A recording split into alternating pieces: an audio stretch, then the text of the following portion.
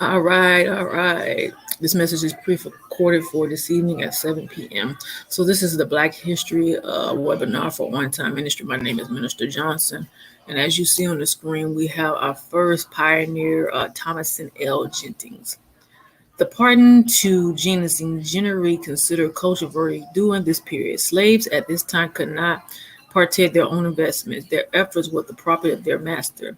This regulation dated back to the presume that the master is the owner of the fruits of the labor of slaves, were not citizens, and therefore, oh, excuse me, I have to get a whole paragraph. Labor the slaves both manual and intellectually. Whew. Pardon courts are also held that slaves were not citizens, therefore could not own rights to their inventions. In 1861, pardon rights were finally extended to slaves, exclusive rights to his inventions and profit for it. Jennings was a passionate abolitionist who used the income from his invention to free the rest of his family from slavery and found abomination cause. He served as an assistant secretary of the first annual convention of the people of color, which met in Philadelphia, Pennsylvania in June 1831.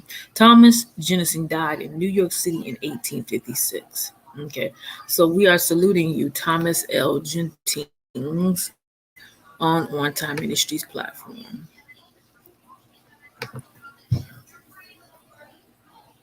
Mark E. Dean. Give me a second. It's gonna pop up. I hope. Okay, there it is.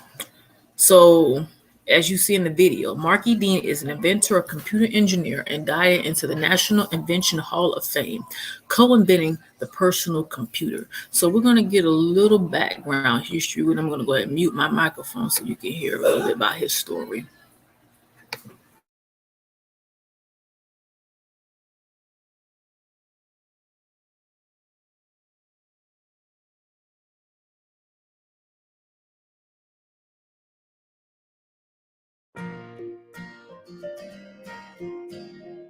Mark E. Dean is one of the top engineering minds at the international business machine IBM Corporation.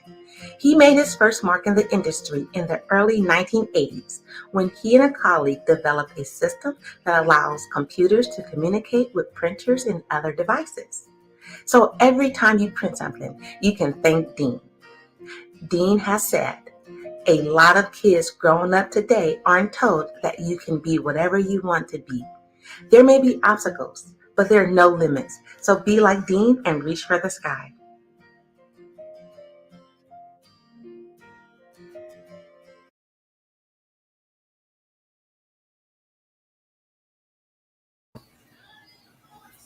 We salute you, Mark E. Dean, for your hard work. Many blessings to you on this Black History Month.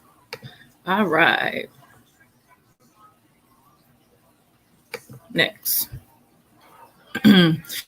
we have Madam C.J. Walker.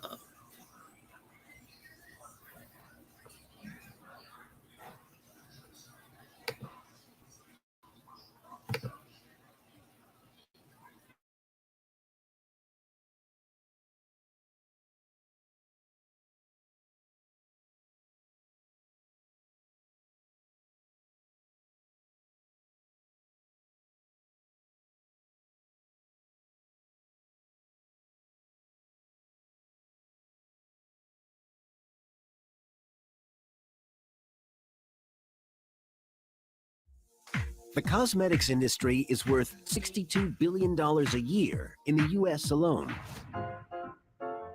But few people know the incredible true story of one of its pioneers, a child of slaves, who becomes the first female African-American millionaire.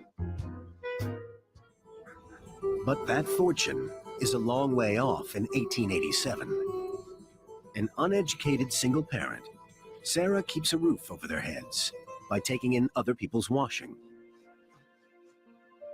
There was no indoor plumbing, there was no electricity. People really didn't bathe very often. Exhaustion and the unhygienic conditions soon take its toll on Sarah. Within a few years, her hair began to fall out. She had really horrible scalp disease, really horrible dandruff because she wasn't cleaning her scalp regularly. In her role as a washerwoman, Sarah has come into contact with many types of cleansing agents. So she starts mixing them, hoping to find a cure for her hair loss. So what she did was to experiment with an ointment that had petrolatum, which is like Vaseline. It had sulfur, which healed the sores on her scalp. And she put a little perfume in it so it wouldn't smell so bad. When she applies it, something incredible happens. Her hair begins to grow back. She became her own walking advertisement. And when other women saw what had happened with her and they saw that now she had hair, then they wanted to know what she was using. Using the small amount of money she saved, she starts bottling and selling her lotion. She began to travel throughout the southern United States and the eastern United States, mostly to the towns and cities where there was a church. She was going after African American women. And because they were urban, they were beginning to care more about their clothing and about their presentation. She knew that this market was untapped. She would go to their houses and say, I'll be happy to do a treatment for you for free if you buy the product from me for 10 cents. It's a winning strategy. Soon, C.J. Walker has a team of saleswomen going door to door. The Wonderful Hair Grower was the top seller because women thought it would grow their hair. Well, really what it would do was heal their scalp so their hair would grow. By 1910, C.J. Walker has a growing business. For the first time, she and her daughter can enjoy luxuries. And she has a vision of what she must do next. Racism in America is still rife. Between 1900 and 1914, hundreds of African Americans are murdered. So C.J. Walker decides to use her wealth to bankroll change. She became very involved in the NAACP. She would meet with the leadership of the NAACP and they would talk to her about their anti-lynching campaign. They would talk to her about voting rights and the kinds of things that they were interested in. And so she began to see herself on a larger stage. Her fortune pays for campaigns and provides scholarships for promising African American students. She was a woman who had used her money to try to make a difference in the world. In 1919, Madam Walker dies suddenly from kidney failure. She's 51. She leaves a fortune of over $1 million and a sales force of over 20,000 agents, generating revenues equivalent to tens of millions of dollars today. When Madam Walker died, it was almost as if the reaction to Mandela. People lined up all along Broadway in Irvington, New York, just to get a glimpse of the casket.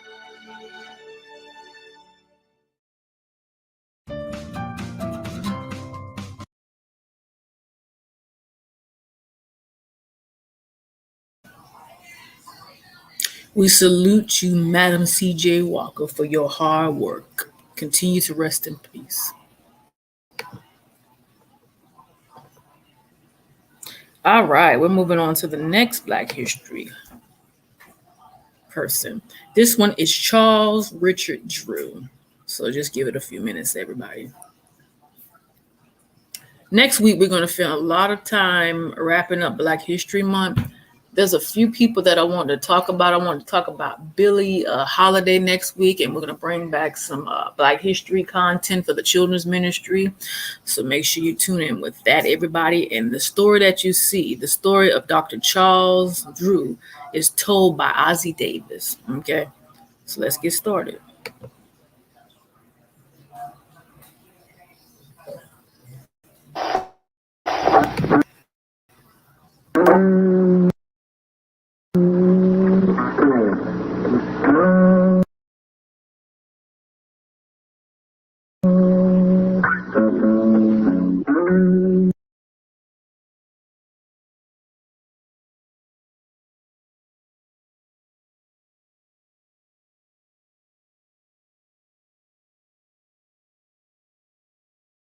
What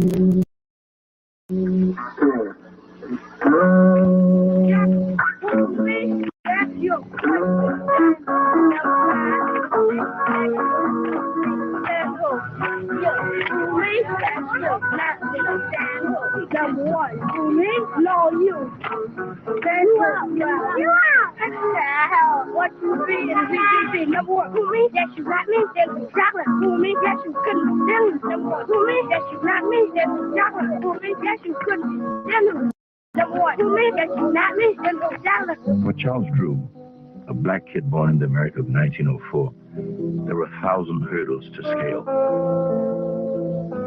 It was a time when slavery was only as far back as your father or grandfather.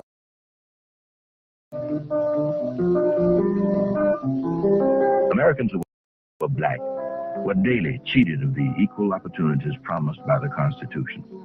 Even their right to vote was subject to the veto of white sheriffs.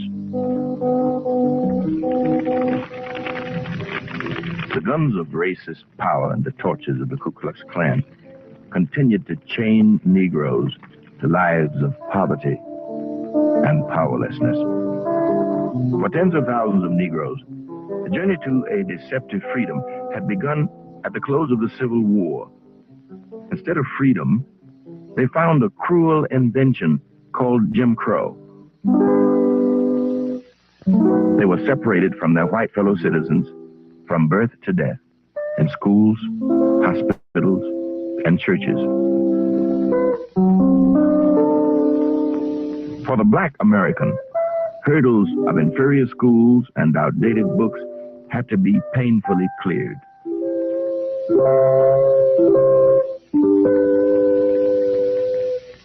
Schools could be kept separate and segregated, provided they were separate but equal. As Charlie Drew scrambled over the barricades, he knew full well that separate but equal meant separate but unequal. Most black Americans were reminded every day of their lives that they were regarded by white society as second class. But Charlie Drew dreamed long thoughts. Even as his boy's body began to stretch and thicken into the frame of a fine athlete, he began to measure the hurdles that he would have to leap if he were to try to become a doctor. For Charlie, athletics were both a great challenge and a great opportunity to compete and to excel. When he graduated, his grades were good enough to win him acceptance at Amherst College in Massachusetts. Amherst still recalls Drew's great career that he carved out in the 4 years before his graduation in 1926. When Amherst awarded its Mossman Trophy at graduation to that student who had brought most honor to the school, it went to this black student who didn't know what second best meant. A winner of letters in 5 sports, an All-American mention in football, and an excellent scholar, Charlie Drew sighted down the track toward his final hurdle, medical school. In 1926, most black Americans did not dare dream of professional school. Racial quotas and inferior black schools built walls that hemmed them in. Even Charlie's schoolteacher mother, wishing to spare her son disappointment, had cautioned him, "Charlie, don't dream too high." But Drew was a hurdler who considered hurdles a challenge. And now he used his athletic ability to make possible the medical career he was determined to have. He chose McGill University at Montreal, Canada, a school known for its excellent medical education and its reputation for fairness to black students. This black American medical student seemed the embodiment of the Greek ideal, the joining of physical prowess with intellectual accomplishment. Drew excelled in learning even as he prevailed on the McGill playing field. It was at McGill that Drew's interest in the study of blood was awakened. That mysterious fluid that nourished life had 1,000 secrets. But all men, he learned, shared a common blood. No man's skin was in any way related to the wondrous liquid that flowed steadily from every heart.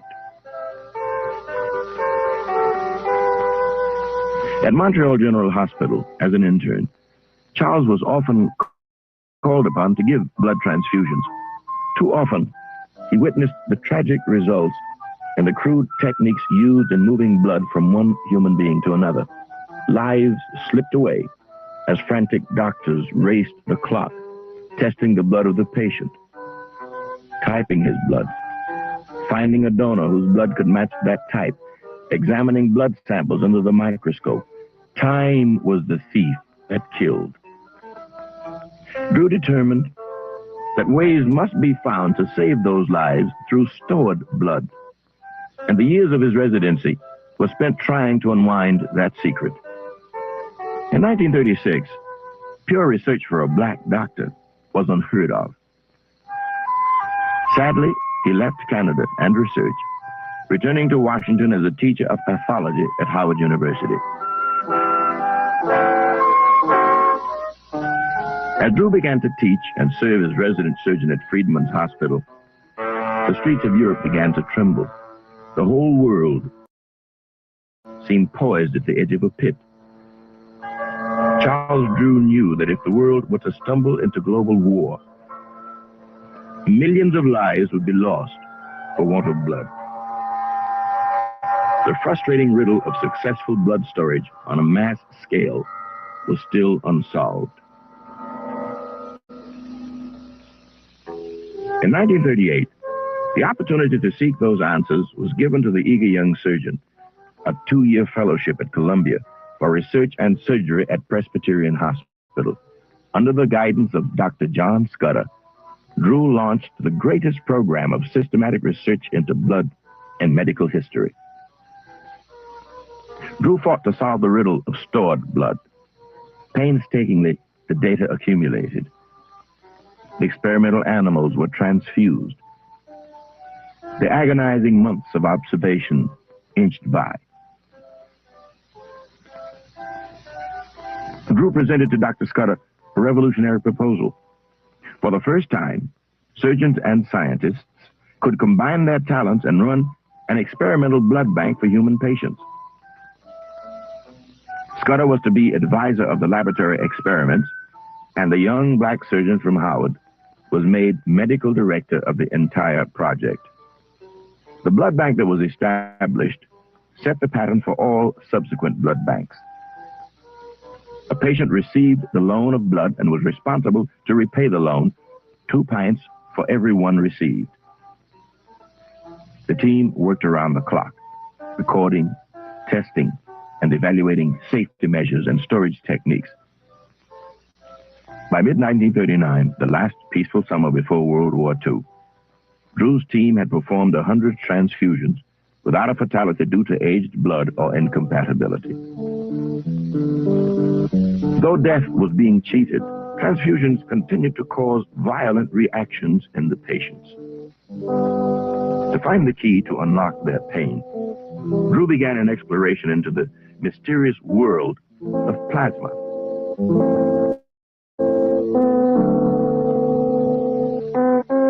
To understand that journey, one must examine a single drop of blood. It is composed of 4 main elements: white cells, which can fight bacteria;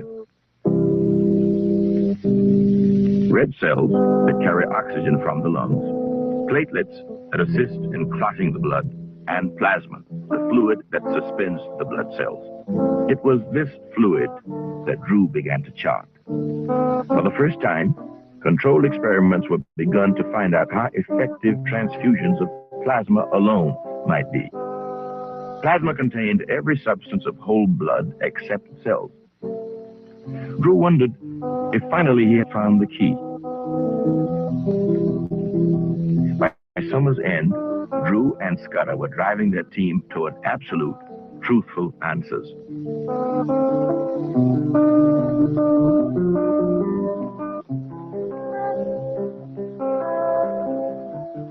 September 1st, 1939, bombs from German planes began to rain death upon the people of Poland. Total war exploded across Europe. A whole continent seemed to be bleeding.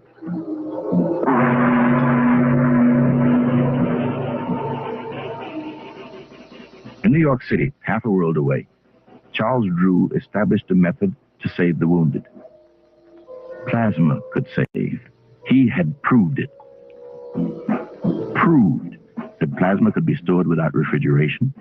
Proved that plasma could be transfused immediately without the terrible loss of time for sampling and matching.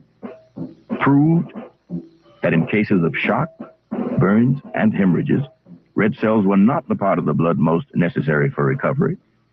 At that critical moment, when blood was engulfing Europe, a black American surgeon had unlocked the door that was to mean life for millions.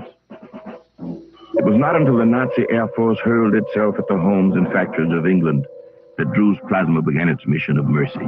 Blood for Britain was launched, and Charles Drew was appointed overall director of the program, demanding the most strict regulations for the preparation of the precious plasma.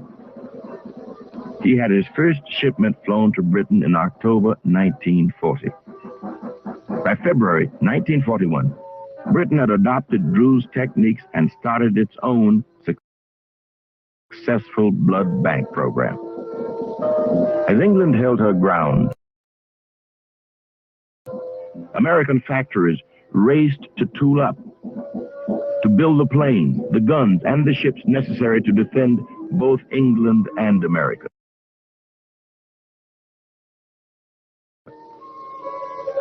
In the titanic struggle for survival that seemed imminent, America would need blood as well as steel.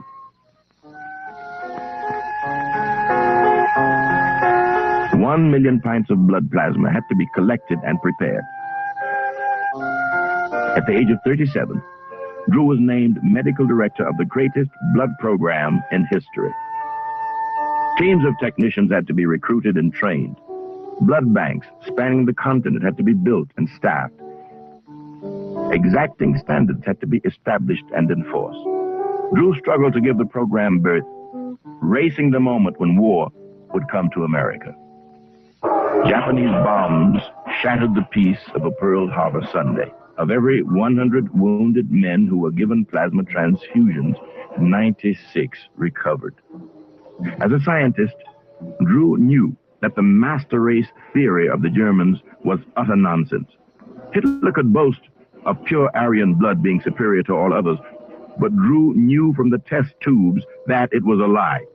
It was all chemically the same. Drew found that the American Red Cross, eager to find donors for the 1 million pints of blood necessary, allowed Jim Crow to move firmly into the collection centers. Orders from both the Army and the Navy demanded that the blood of Caucasians and Negroes be separated. Black soldiers, sailors, and airmen were fighting and dying on every battlefield to save American democracy, but black men's blood was being segregated in the American blood program. Black donors who were eager to aid the life-saving program were being discouraged by the collection centers from volunteering or were being rudely rejected. Drew was furious. He summoned the press and issued a statement that made clear his disdain for the blood segregation order. As medical director of the National Blood Program, I have been asked my opinion of the practice of separating the blood of Caucasian and Negro donors. My opinion is not important. The fact is that test by race does not stand up in the laboratory. In 1941, America was not yet ready to examine its own racism. When the United States Army took over the blood bank program a month after Drew's press conference, he was released from the program. Drew returned to Howard University to resume his teaching. There can never be a way of numbering the men, women, and children whose lives have been spared because this black hurdler had scaled the racial wall in America. Every 6 seconds in this country alone, a pint of blood is used in transfusion. Greatest was the contribution that Drew made in the field of blood plasma. His unsung work as a teacher of surgery at Howard University may be just as great a legacy to us all. Drew's dedication inspired a generation of black doctors who studied under him to drive towards excellence and lives of public service. In April of 1950, while driving to a medical conference at Tuskegee, Alabama, Drew's car overturned in an accident near Burlington, North Carolina. Bleeding severely, he was rushed to the nearest hospital, which was white and segregated. Even plasma could not save him.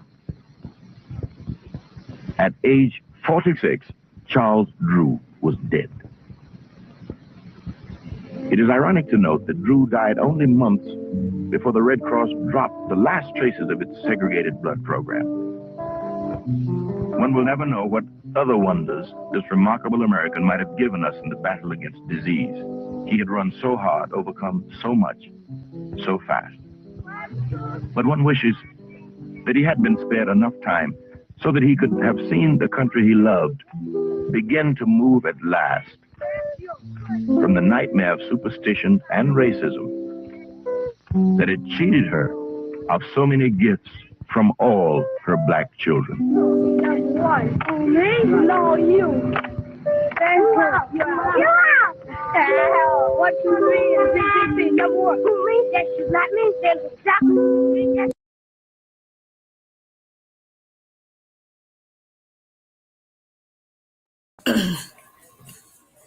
We salute Charles Richard Drew for his heroic work that he did in the science of blood and plasma and the great content that he brought to the table. You continue to rest in peace, Mr. Drew. All right, everybody, we've got a few more to show on this platform. We're now at 5. So the next one we're bringing into the stage, her name is Marie Van Brittle Brown. Okay, so you will get a little bit of a little bit of her background history. Okay, here we go.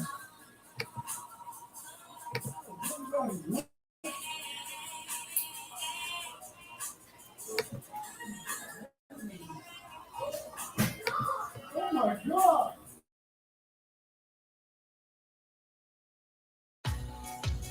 Inspired by her personal security risk of coming home alone after working odd hours of the day and night as a nurse, she created an early closed-circuit television system to be used for home monitoring.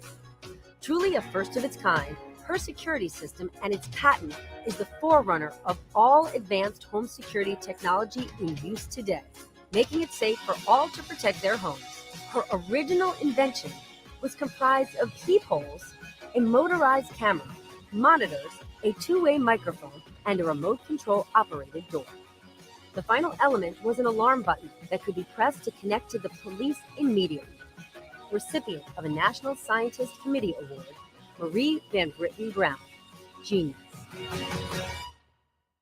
Hey there, I'm Chris Hayes from MSNBC. Thanks for watching MSNBC on YouTube. If you want to keep up to date with the videos we're putting out, you can click subscribe just below me or click over on this list to see lots of other great videos.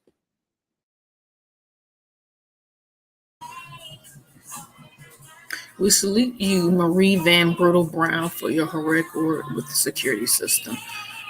Let's keep the ball rolling, everybody.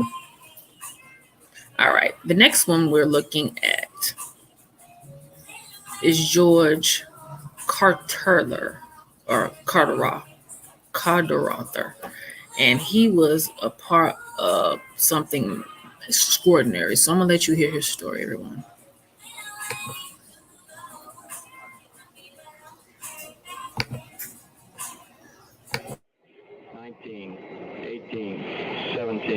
Guidance release 15, 14, 13, 12, 11. In order to move toward future innovations, we should look to the great people and great ideas of the past as a way to embolden our achievements and inspire what we think about today. One of those great people is Dr. George Carruthers of the Naval Research Laboratory. Dr. Carruthers grew up during the space race and was intrigued with space science. From a young age, he began building telescopes and model rockets and read avidly in local libraries. Following his graduate studies, he accepted a position at the Naval Research Laboratory in Washington, D.C. Throughout his tenure at the Naval Research Laboratory, Dr. Carruthers has focused his attention on far ultraviolet astronomy. In 1969, he received a patent for his pioneering instrumentation, Image Converter for Detecting Electromagnetic Radiation, especially in short wavelengths. In 1972, Dr. Carruthers' far ultraviolet camera spectrograph was sent to the moon with the Apollo 16 mission. This device allowed us to take readings of and understand objects and elements in space that are unrecognizable to the naked eye, and gave us views of stars and the solar systems thousands of miles away. His camera still sits on the surface of the moon. A second version of this camera was sent on the 1974 Skylab spaceflight to study comets, and was used to observe Halley's Comet, among others. Throughout his storied career, Dr. Carruthers has never lost focus of the importance of science and engineering, and has used his experience and excitement to drive these disciplines to our youth. He has worked with the Naval Research Laboratory's Community Outreach Program and has been teaching at Howard University since 2002. The Office of Naval Research and the Naval Research Laboratory would like to thank Dr. George Carruthers for his numerous contributions to naval science and technology during his 45-year career, and for his continued work in the community to inspire the next generation of young scientists.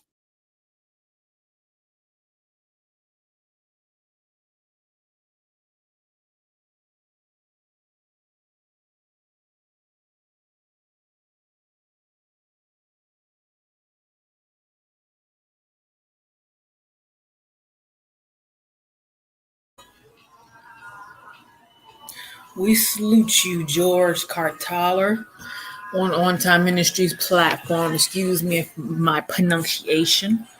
All right, moving right along. This one here is Patricia Bath. So we're going to get a background history about this amazing woman. So let me mute my microphone.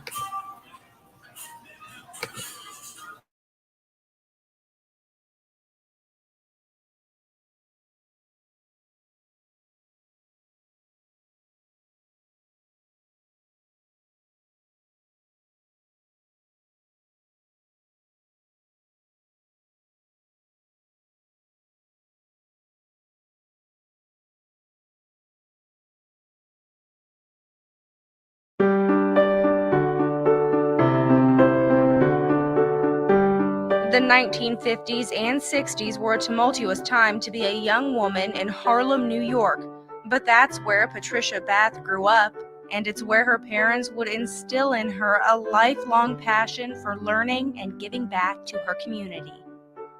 One of her first influences was Albert Schweitzer, who was giving medical aid in what was then known as the French Congo. Schweitzer's compassion led Patricia to a pursuit of humanitarian medicine. She received her medical degree from Howard University in Washington, D.C., and did her residency in ophthalmology at New York University. In 1981, she began work on an invention to remove cataracts using a laser. The laser phaco made cataract surgery faster, more accurate, easier, and less invasive than the old cataract scraping surgery.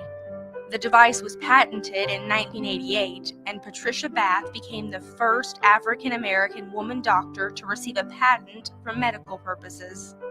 Patricia's dedication to battling blindness led her to co-found the American Institute for the Prevention of Blindness. The group's objective is to protect, preserve, and restore sight.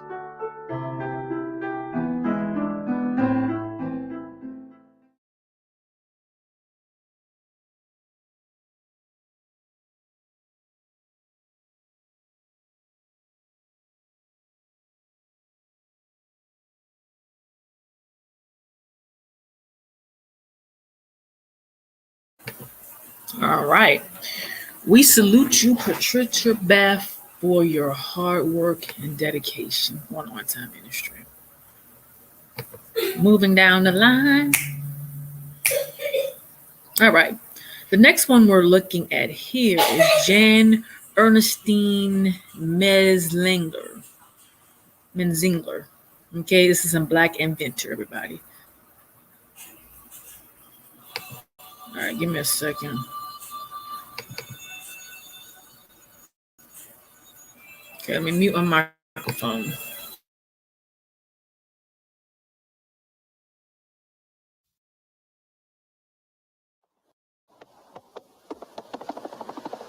Hi, I'm Ego Brown, and I'd like for you to listen to a story about a man who revolutionized the shoe industry. The making of shoes has always been an honored trade throughout history. People waited days for a shoemaker to process the leather. Then, the foot would have to be traced, and the shoe was made. It took time, and it was expensive. Not everyone could afford shoes. They were mainly for the rich. Today, we all wear shoes, made by machines, faster and less expensive than handmade because of this man, Jan Ernst Matzliger, the inventor of a machine that could duplicate the movements of the human hand in making shoes.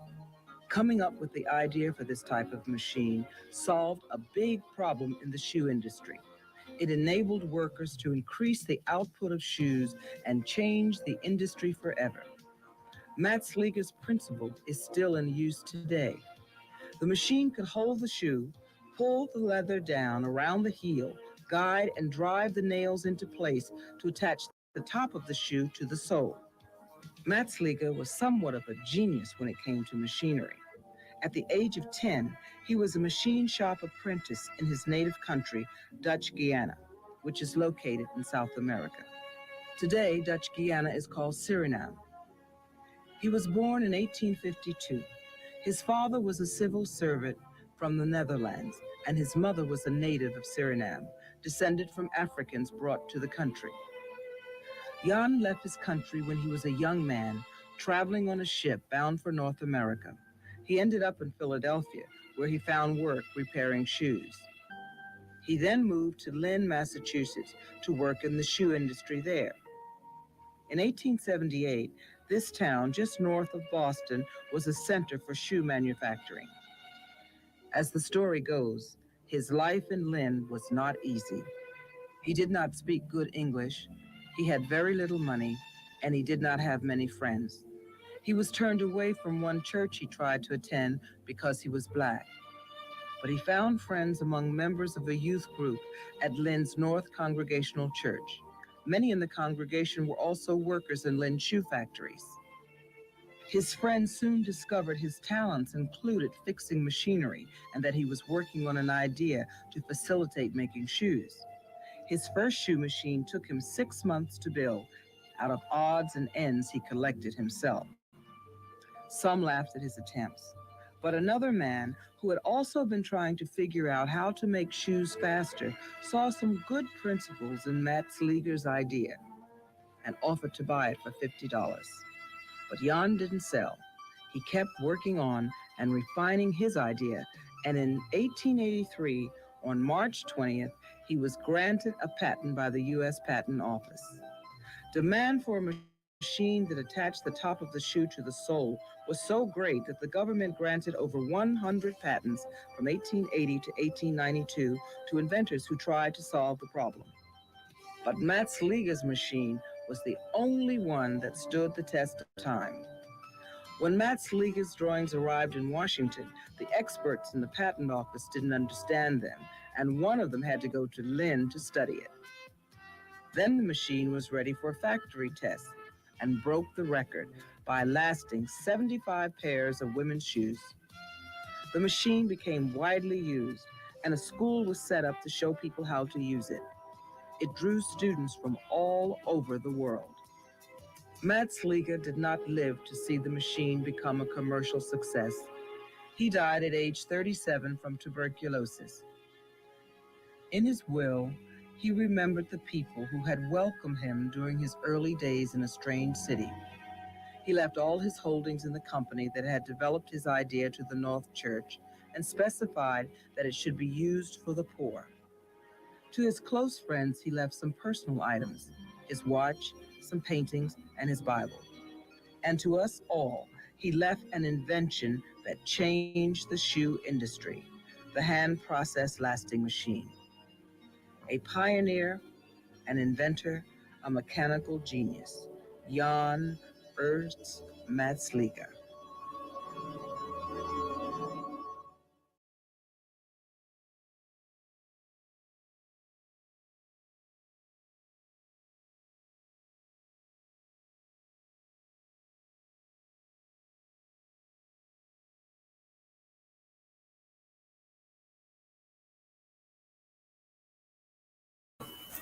That was empowering.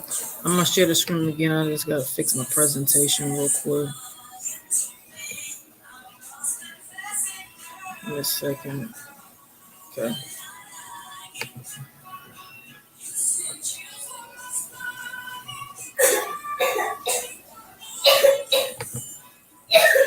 Give me a few minutes. We have one more we're gonna look at today too. I'm gonna share my screen with you one more time, everybody. All right.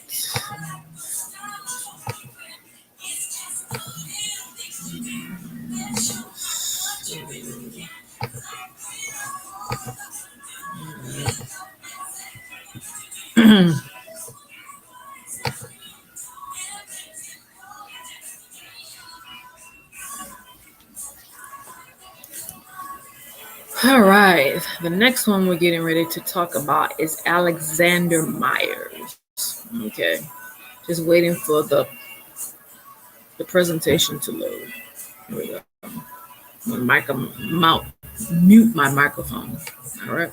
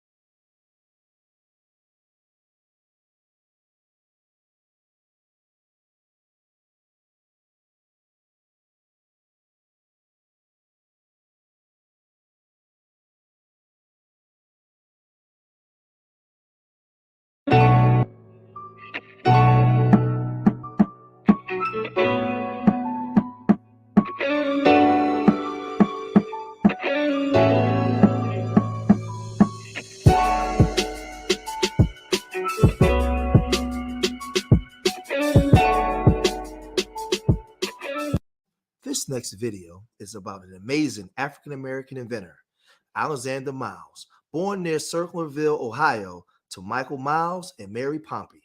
Alexander Miles is the 19th century African-American inventor known best for patenting his design for improving the automatically opening and closing elevator doors. The patent was issued on October 11, 1887. Miles moved to Iona, Minnesota in 1870, and there he met his future wife, Candace J. Dunlap, from New York City, New York. In 1879, Miles relocated his family to Dunlop, Minnesota, shortly after the birth of their daughter, Grace. Before moving to Iona, Minnesota, Alexander Miles began exploring his passion for inventing. First, by creating hair care products while working as a barber in Wisconsin. After Miles and his family settled in Dunlop, Minnesota, he began operating a barbershop in the 4-story Lewis Hotel. By using his earnings to purchase a real estate office, Miles became the first African-American member of the Dunlop Chambers of Commerce. In 1884, he erected a 3-story brownstone building in Dunlop, transforming the surrounding area to Miles Block.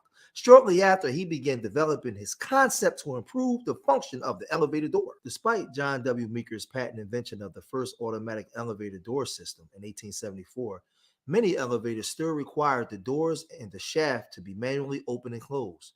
Miles became concerned with the dangerous risks associated with elevators once he noticed a shaft door left open during a ride with his young daughter. Due to people forgetting to close the shaft doors before utilizing the elevators, there were many reported incidents of people falling into the shafts. Although Meeker received the first patent, it was Miles' innovation that made electric-powered elevator doors widely accepted around the world. Today, the influence of his patent is present in modern designs for elevator systems in which automatic doors are a standard feature. In 1899, Miles and his family relocated to Chicago, Illinois, where he founded the United Brotherhood, a life insurance company which sold life insurance primarily to African Americans who usually could not get coverage from white-owned firms due to Chicago's economic challenges at the time. Miles and his family relocated once again to Seattle, Washington. Partly because of the success of his invention, Miles was known to be the wealthiest African American in the Pacific Northwest region by the time of his death on May 7, 1918. In 2007, he was inducted into the National Inventors Hall of Fame. Alexander Miles will go down as one of the greatest African American inventors of all time. Thanks for watching the Urban Nerds Worldwide channel. Be sure to hit that like button and make sure that you subscribe to the channel. I hope that you guys are supporting Urban Nerds and supporting this project that we're doing. We looking forward to seeing you in the future. Peace, love, and hair grease.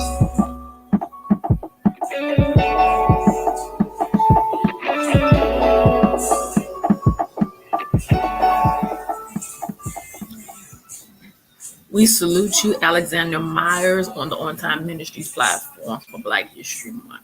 All right, everybody, we have made it to our last heroic Black history of the day. This one is George Washington Carver. So as you can see, thank you for joining us and see you next week. So I'm going to go ahead and share this last video with you all. So next week, we're going to take the end of Black History Month. And Black History Month is talked about year round and even through beyond February and March. Black history is a conversation that we have in the month of February. And then they come back in June. June is Black Music Month. And we're going to come and iterate that concept in the month of June. So make sure you tune in with that. I'll have a flyer put up with that. Matter of fact, I'm going to write that down because, Minister Johnson's getting up in age. You got to remember these things. So June is Black History Month, and we're going to go ahead and dedicate that. Okay, so give me a second.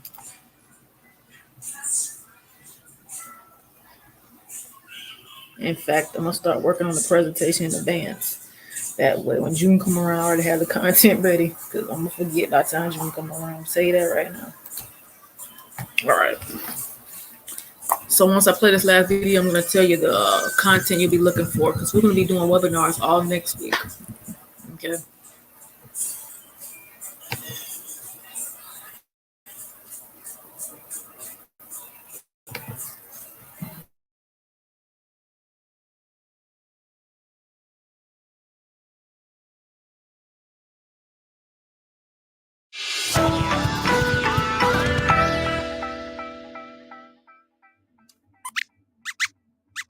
I see what you mean, Squeaks. Your plants haven't grown at all. And you said you plant these in the fort every year? Huh. Oh, hi, everyone. Squeaks was just showing me one of his lettuce plants, or what's supposed to be a lettuce plant. He says he's planted lettuce in the fort's greenhouse every year, and it's gone great. But this year, something isn't working. He's using the same soil and the same kind of seeds, but his lettuce just won't grow. I'm sorry, Squeaks, but you know what? I know a science story that might be able to help. It's the story of George Washington Carver, an amazing scientist and inventor who taught people how to take care of their plants. It's story time. George Washington Carver was born around 1865 in Missouri in the United States. That was a hard time in the US, especially for Black people like George Washington Carver. That's because slavery was still allowed in some parts of the country. Slavery is when someone claims another person as property. Like you might own a toy or a piece of clothing. It wasn't kind or fair, but it's a big part of the history of the United States. Enslaved people didn't have any freedom, so they couldn't choose what to do, where to live, or if they could go to school. Instead, they were forced to do work almost always without getting paid. In the US, many enslaved people were taken from different parts of Africa where they used to be free. Others were taken from indigenous communities. people who had lived freely in what's now the United States for thousands of years. Meanwhile, most enslavers or people who had slaves had light-colored skin, and their families came from Europe. You're right, Squeaks.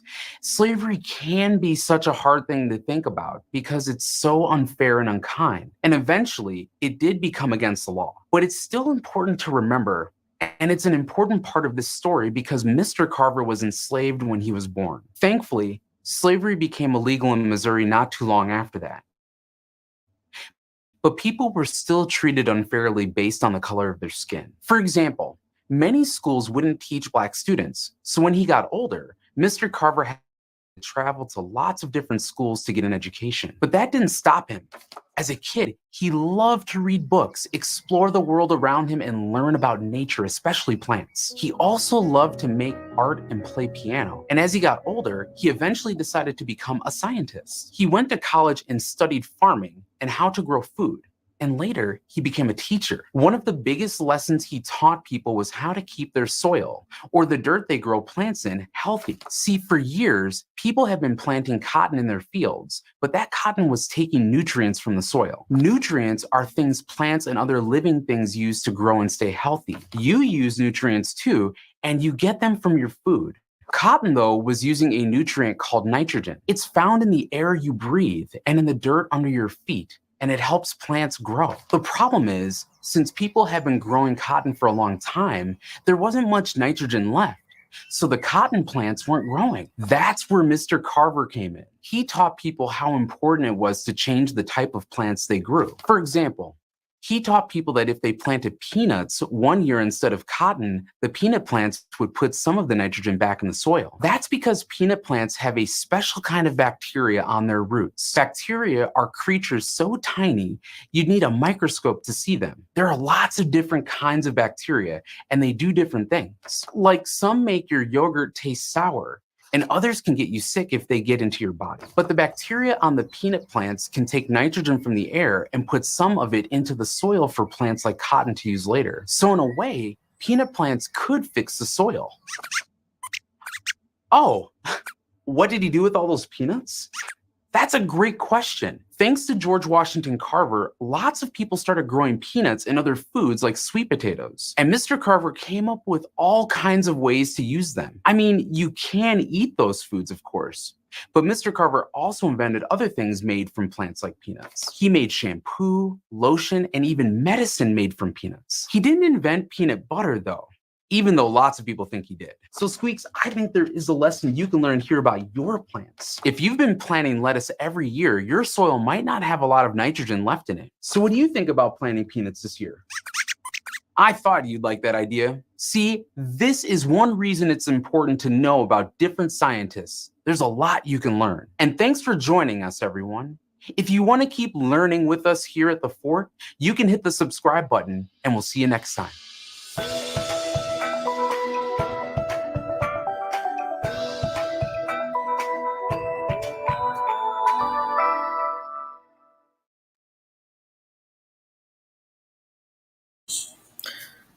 All right, that'll conclude the Black History webinar for On Time Ministries. So we will be back on next week. So you're going to be looking for great content all next week. So the flyer for Black History webinar will be posted on the Instagram page, YouTube, as well as Facebook, everybody. So on Monday, we're going to be talking about sports. We're going to talk about actors on Tuesdays. Wednesday, we're going to talk about actresses. Thursdays, we're going to talk about the first Black president and the first Black female vice president. We're going to talk about gardeners, fishermen, and astronauts on Thursday. And to wrap up that series, we're going to be talking about the first, how they created like certain different things in terms of lights, chairs, barbers, stoves, cars, airplanes, boats, and musicians. So those concepts will probably be on Friday here. But what we're going to mainly focus on is who invented all of these amazing things, everybody. So I will have the flyer put up at the end of the week to let you know the Black webinar, the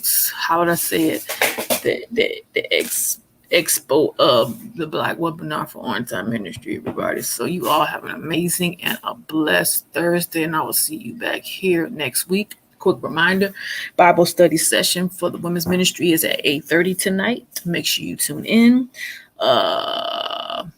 21 days fasting and praying is still continuing on this platform. We are on day 18. We have 3 more days left in the fast, everybody.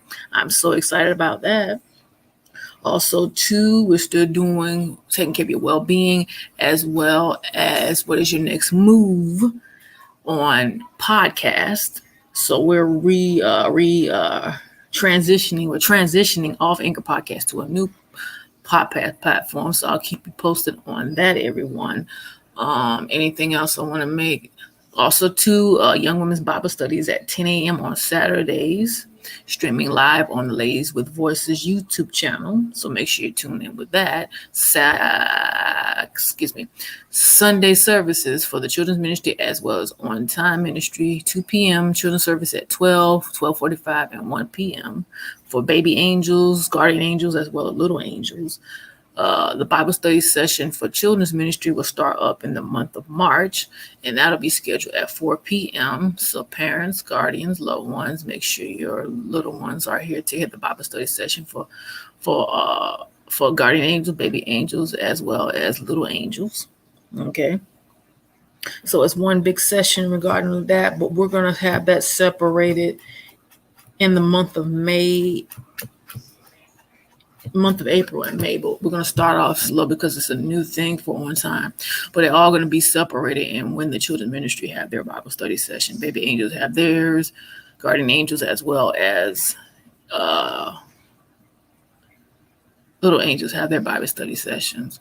But for the month of March, we're going to do it for that month, and then I'll start giving you the times on when to jump on.